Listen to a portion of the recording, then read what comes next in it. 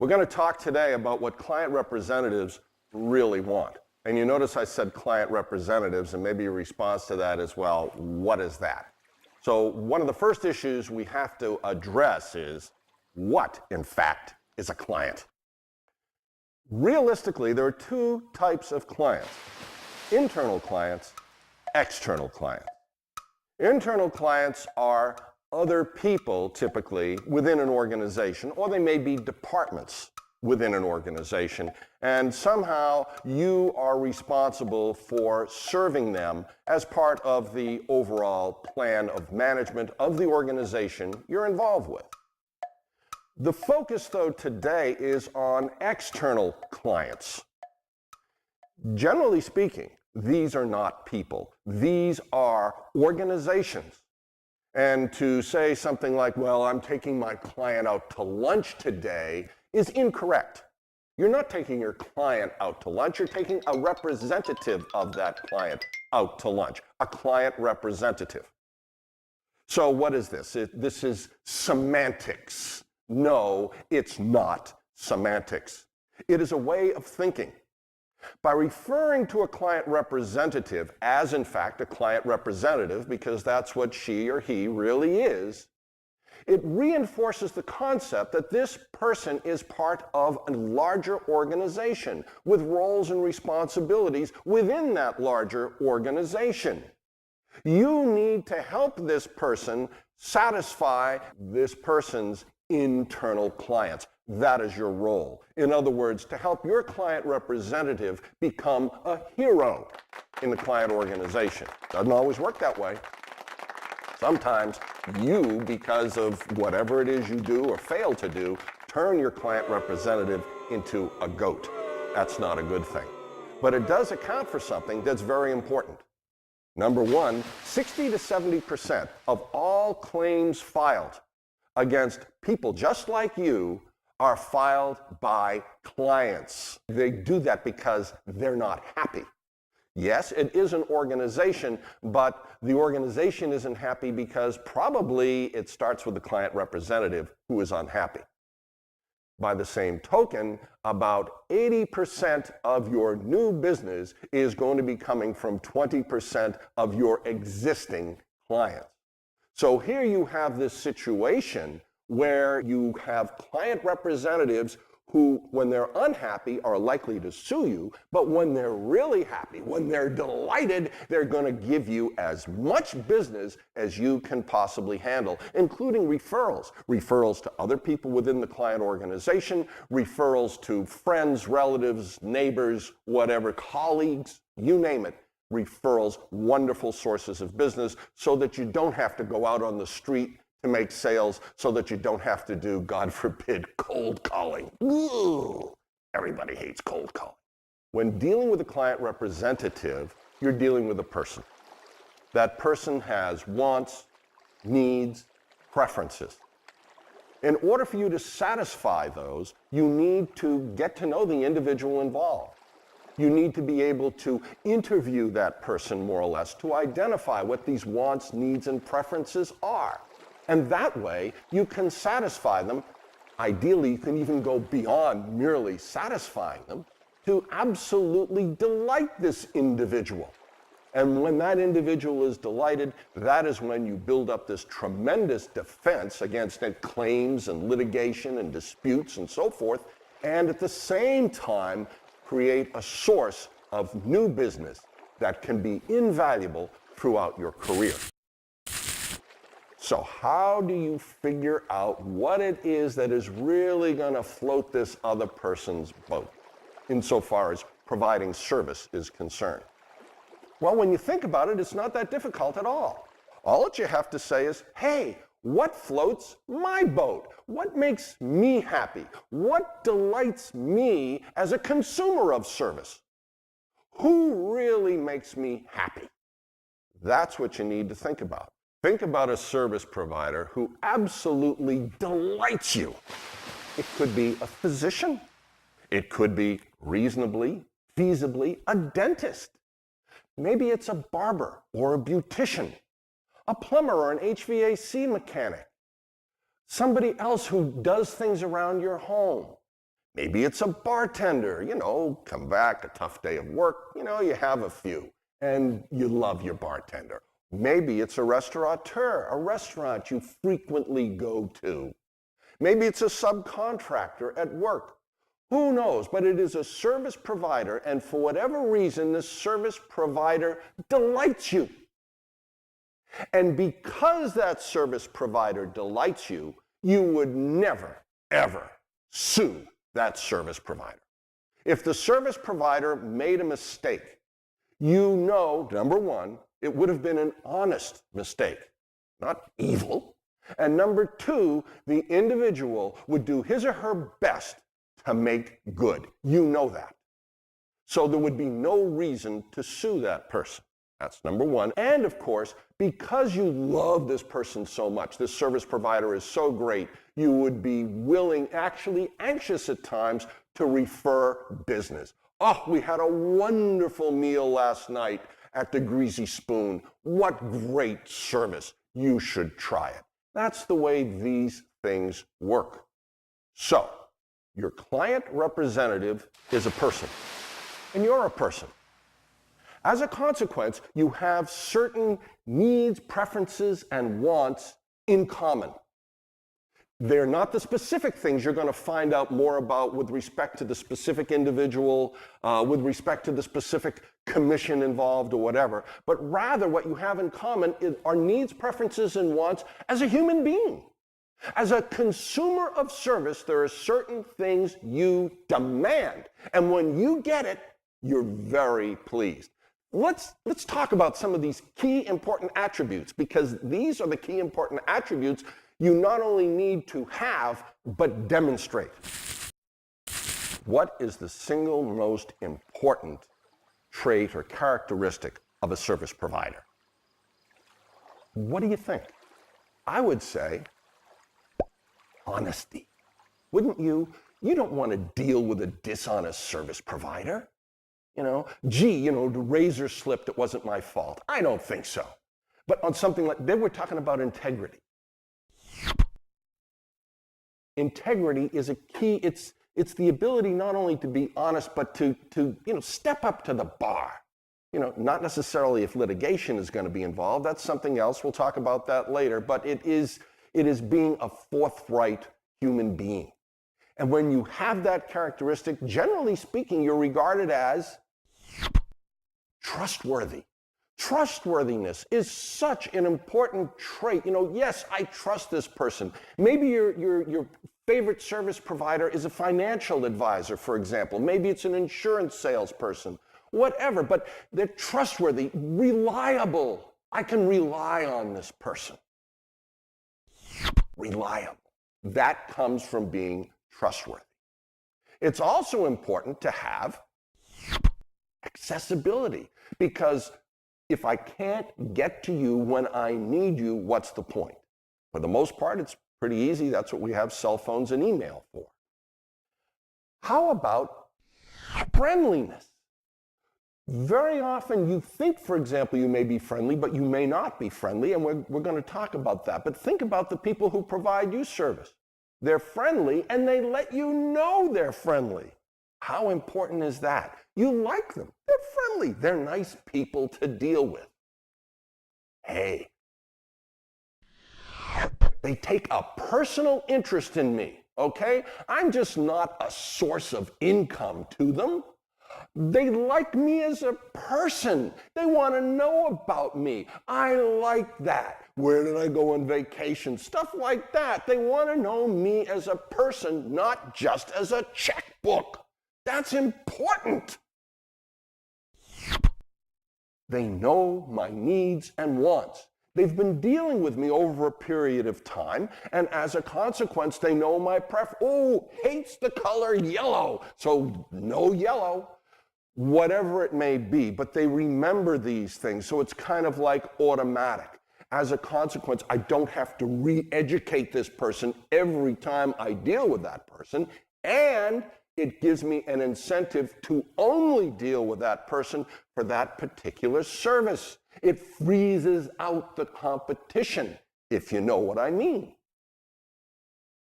How about competence?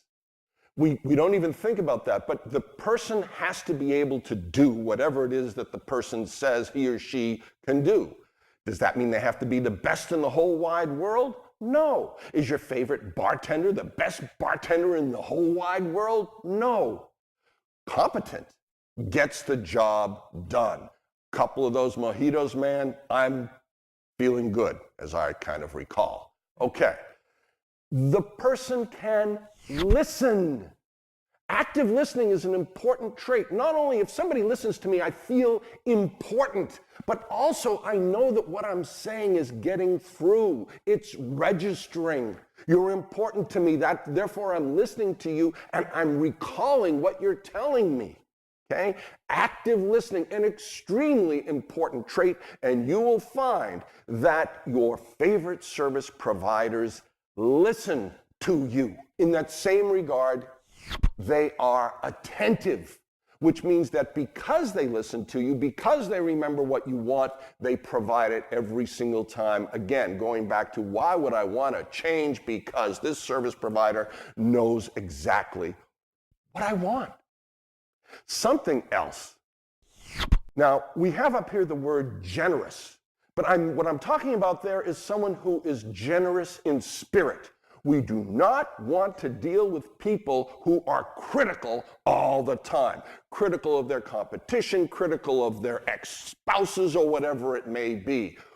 We don't need criticism. I know I was always taught, criticize no one until you walk a mile in their shoes. See, that way when you criticize, they're too far away to hear you, and hell, you get yourself a new pair of shoes. Okay, and finally, let's talk about spiffs, okay? An occasional gift. They give me a gift of some kind to recognize the fact that, you know what, as a client, I really appreciate you.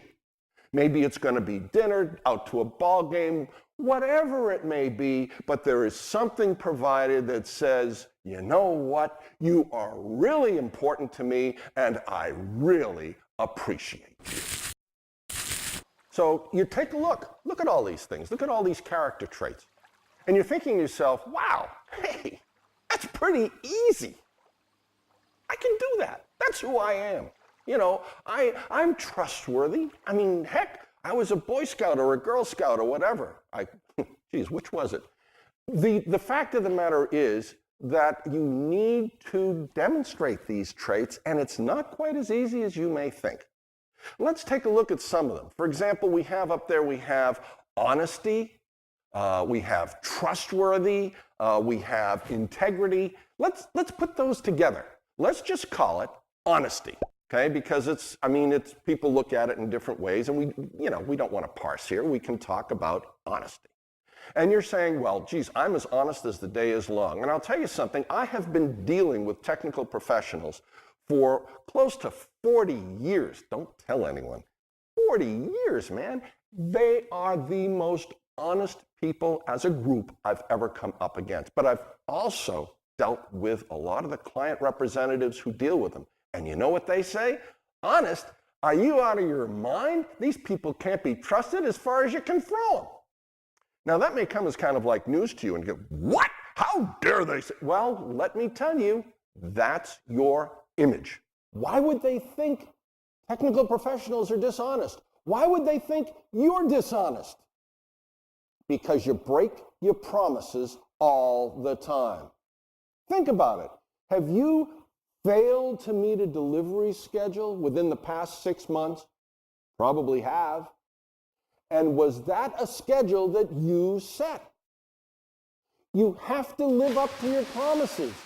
Imagine how you would feel if you told an automobile repair person, listen, the car has to be ready Friday at 2 because we're leaving town. Got the whole family, we're leaving town Friday at 2. Is that a problem? No problem, sir. No problem, ma'am. We'll have it ready Friday at 2. Friday at 2, you get there with the spouse, the kids, you're ready to go. Where's the car? Oh, gee, I won't have it until Monday. What do you want to do? You want to kill the person. That's what you want to do. You must live up to your promises. And ideally, if you want to delight your clients, what you're going to do is be better than your promises. You are therefore going to under-promise so you can over-deliver. And that's how we get into the concept of expectations management. Possibly one of the individuals you thought of when it came to favorite service provider was an automobile mechanic. A number of people have told me, gee, my automobile mechanic is great, honest as the day is long, and really treats me well. I mean, the automobile mechanic says the car is going to be ready Friday at 2, and Thursday afternoon calls up and says, I was able to get it done a little bit early for you if that makes your life a little bit easier. And by the way, I know we had agreed to $600, but you know what? I was able to get a rebuilt alternator with the same guarantee as a new one. I was able to save you $100. Wow! You're getting it to me earlier than promised for $100 less. Isn't that great? What an honest guy. What do you know about cars? If you're like me, you know nothing about cars. Your basis of the assumption of honesty is, gets it to me early for less than we agreed to. And you're saying, what an honest person, and treats me special too. You don't know that the person is honest. Number one, you have no way of knowing if the person did something right or wrong. At least it's competent. Yes, something was broken and now it seems to be fixed.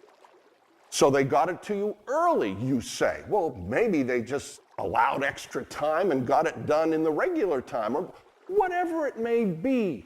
My experience is that automobile mechanics, more so than any other group, know about expectations management. Therefore, it also has been my experience that an individual whose toughest 5 years in life were 8th grade was able to run a business better than the typical technical professional. Let's talk about expectations management. When I do, I use a hypothetical example that's called 10-10-10. It is a project that will take 10 weeks for me to develop my instruments of professional service, my plans and specs, or my report, or whatever it may be, whatever my deliverables consist of. It will take me 10 weeks to develop. It takes everybody 10 weeks. The fee for doing it is going to be $10,000 because that's what everybody charges. It's just, routine. It's 10 grand, that's it. And the cost to implement this, to build the building, get the hardware, whatever it may be, the road, the sewer, it's $10 million. 10, 10, 10. So now let's talk about the situation where 10, 10, 10 goes into effect.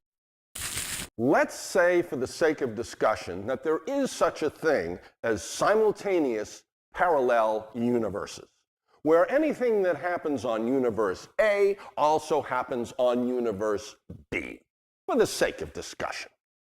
The situation on universe A is that we have a technical professional. Let's say the individual is an engineer. Now, it could be a geologist, environmental consultant, construction materials engineering and testing consultant, whatever it may be, matters not. It will be a technical professional who is, as they say, savvy, who knows expectations management and how to delight clients.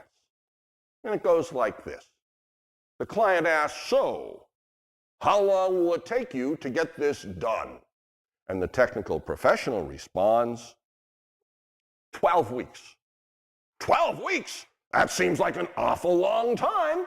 Well, look, I can try to get it done for you faster, but you need to give me the time required to build quality into whatever it is I'm going to be delivering, because you want quality. Whatever it is, you're going to have to live with it for a while. You want it done right. Certainly, you don't want to compromise quality for the sake of a day or two. Well, that's a good point. So let me have 12 weeks, and because you're so special to me, I love you so much, I am going to try to get it faster. So I'll put down 11 weeks? No, put down 12 weeks. Okay, what's your fee going to be? Well, the fee for this is going to be, I think you need to say, $12,000. Gosh, that seems awfully high. Now, by the way, if you had said it'll be $50, the response would have been, gosh, that seems awfully high. Because there are many client representatives who, no matter what it is, that is going to be their automatic response. So your automatic response is going to be, look, you want to have sufficient budget. Now, realistically, I expect that I will be able to get this done for $11,000, but there always is the potential that something unanticipated may occur. And in order to be able to deal with it quickly in an effective manner, I want to have the additional budget required that I can draw upon so that we don't lose valuable time.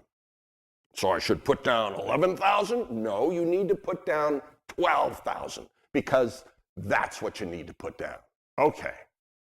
What about the cost to build this thing? Well, I suggest you put down $12 million. $12 million? Gosh, that seems awfully high. Well, realistically, I don't know what it's going to cost at the time we're ready to build it, and it's going to take some time to build it. There can be all sorts of international fluctuations, price changes, demand impacts. We don't know what's going to occur. I don't want to be in the position of quoting you a price that's too low, then I have to come back, and then you're going to be disappointed. I believe that $12 million is a reasonable number. Let's live with it. Maybe I can shave a few bucks off it. You'll be a hero in your organization. And you move forward, knowing that this is a 10-10-10 project, and you have set the client's expectation at 12, 12, 12. So guess what? Because you're intelligent, you don't look at 12 as the delivery date, you look at 11 as the delivery date. 12 is the outside if something horribly unanticipated occurs. So what happens? At the end of 11 weeks, the technical professional comes to the client representative and says, here they are. Here is the deliverable. Here are the plans and specs. Here's the report, whatever it may be. And the client representative says, hey, wait a minute, we agreed on 12 weeks. This is early. I've never had a technical service provider deliver early. This is wonderful. Yes, it is, because this helps that client representative say to his or her boss, look, I got him done early, and the boss is delighted and says to his or her boss, hey, we got it done early, and so forth. The client representative becomes a hero in the client organization. Good thing. Aha, the client representative says, what about your fee? We agreed on $12,000, not a penny more.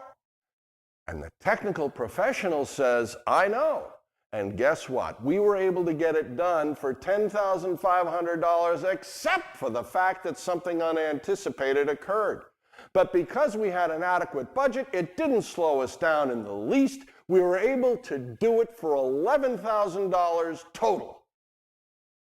Now, client representative is a little bit befuddled and says, what?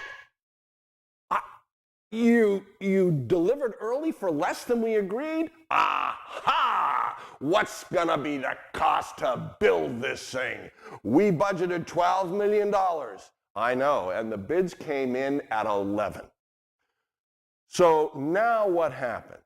Now what happens is this. There is a full life-size bronze sculpture of the technical professional in the lobby of the client's building. That's what happens.